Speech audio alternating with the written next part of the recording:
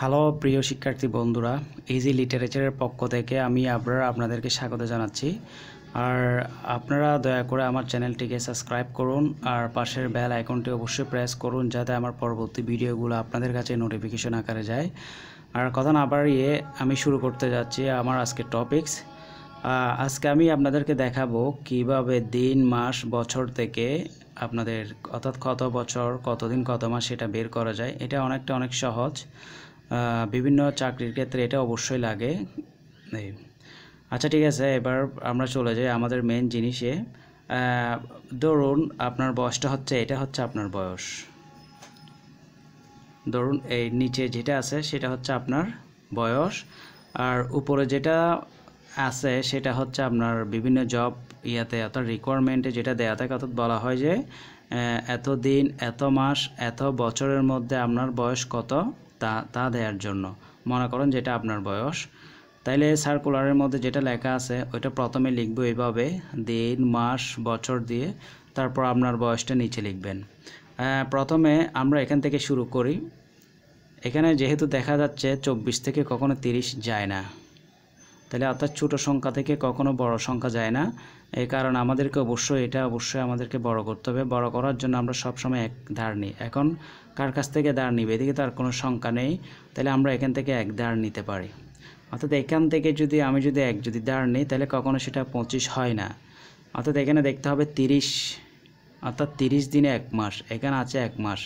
এক মাস মানে অর্থাৎ এক মাস এখানে যখন নিয়ে যাব তখন সেটা দিনে চলে যায়, অর্থাৎ 30 দিন। এখান থেকে নিব কত?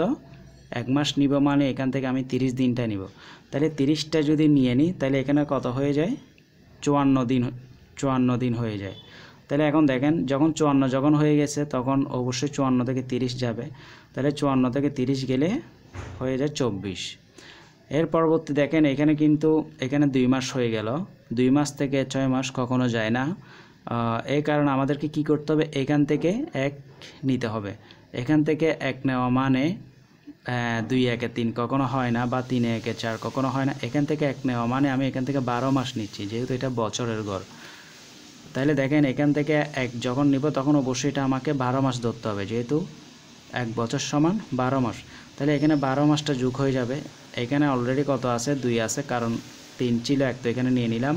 এখানে 2 মাস আর হচ্ছে 12 মাসে কত হয়? এই 14 মাস। 14 মাস থেকে অর্থাৎ 14 মাস থেকে 6 মাস চলে গেলে থাকে 8। আর এখানে দেখেন আমরা এখান থেকে যেহেতু এক নিয়েছি সেহেতু এখানে এটা এক কখনোই হবে না, ঠিক আছে? অর্থাৎ সহজভাবে বুঝতে গেলে 2019 থেকে যদি এক বছর যদি চলে যায় তাহলে 2018 হয়।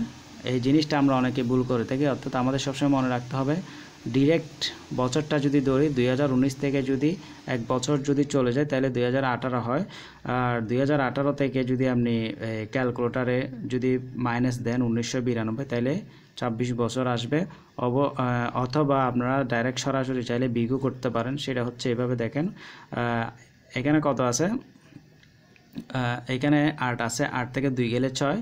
আর এখানে থাকে কত? 11 থেকে 9 গেলে 2। অর্থাৎ এভাবে বিয়োগ করতে পারেন অথবা এটা ক্যালকুলেটরও করতে পারেন।